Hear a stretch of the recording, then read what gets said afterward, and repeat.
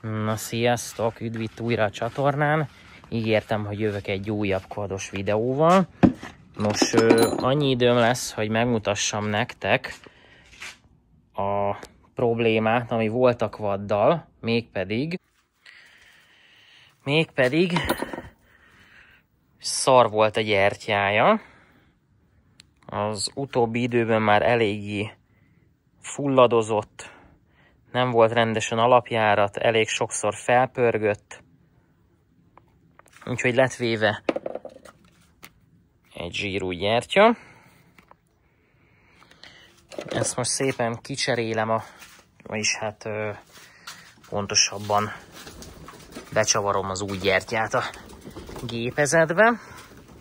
Kitolom már innen a kis tető alól, mert beindítom, a szomszéd szívbajt kap.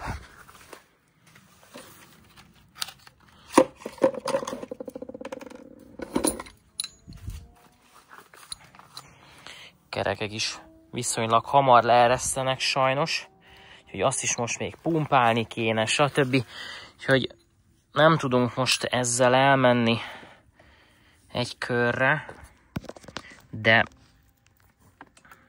a gyertyát kicserélem, és megnézzük, hogy közel 3 hetes állás után hogy indul. Ha szépen beindul, akkor holnap délután, ha hazaértem melóból, akkor tudunk egy csapatós videót is csinálni.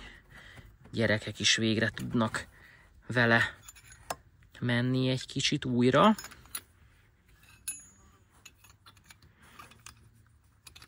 De nehéz így egy kézzel.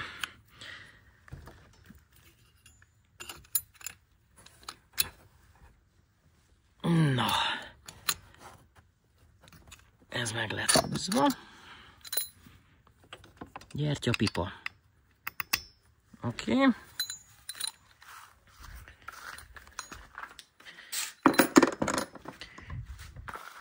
Elvileg egy feltöltött taksival van itt most dolgunk. Gyere. Ülés.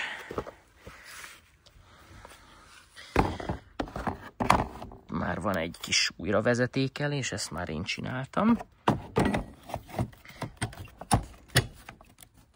Oké. Azt mondja, hogy plusz a mínusz kék a piros.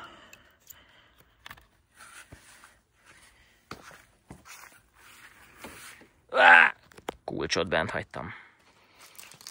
Na, itt van nálam a... Oké, itt van nálam a kulcs. Ezt az előbb elfejtettem kihozni. Elvileg gyújtáson is van. Kis zöld mutatja. Meg üresben. Úgyhogy nézzük akkor, mit produkál.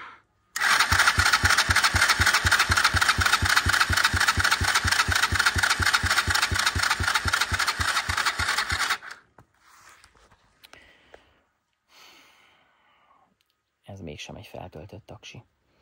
Akkor holnap délután újra jelentkezek. Remélhetőleg most már fog pöcröf indulni. Sziasztok!